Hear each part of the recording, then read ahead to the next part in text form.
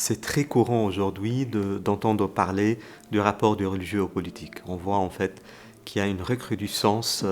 des enjeux qui ramènent la question religieuse dans l'espace public. Au niveau du monde entier, il y a des conflits aussi qui prennent un peu une coloration, je dirais, religieuse ou une interprétation religieuse. Du coup, la question du rapport religion et politique s'impose aujourd'hui, s'impose intellectuellement, académiquement, mais s'impose aussi socialement, publiquement. Et je voudrais commencer par dire que cette idée qui peut paraître comme un défi, que le religieux et le politique ne sont pas dans un antagonisme nécessaire, parce que par définition, le politique, il est là à travers les institutions politiques, en fait, pour assurer le plus grand bien des personnes qui vivent dans une société donnée, donc pour un meilleur vivre ensemble. Et le religieux, en tout cas en théorie au moins, il est là aussi pour aider les gens à être des meilleurs êtres humains dans leur rapport aux autres, dans leur rapport à la société, dans leur rapport à eux-mêmes et dans leur rapport à l'au-delà ou à la divinité ou à Dieu, dépendamment des religions, comment on appelle cela. Donc en fait, l'espace public, c'est un espace où il y a un croisement nécessaire entre au moins le discours, disons, politique et le discours religieux. Il y a une tendance, surtout dans les sociétés sécularisées comme en Europe, de penser que le religieux est seulement une affaire privée, seulement de l'ordre de la croyance,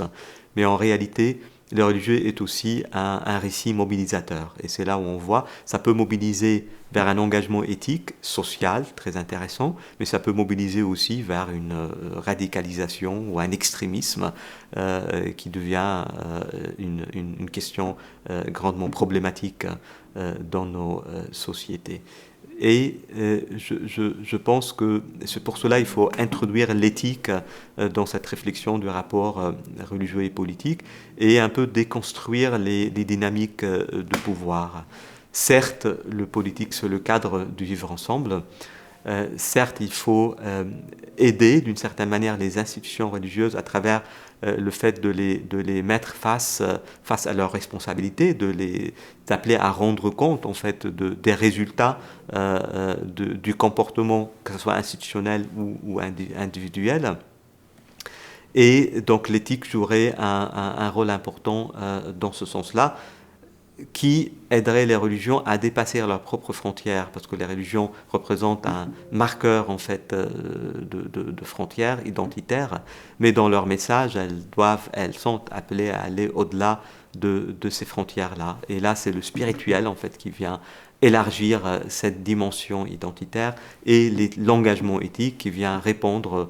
à ce défi, je dirais, pour notre monde d'aujourd'hui, de cloisonnement ou d'identitarisation du religieux, et aider le religieux à être plutôt une source de cheminement vers un plus grand bien, personnel à travers le spirituel et social à travers l'engagement éthique.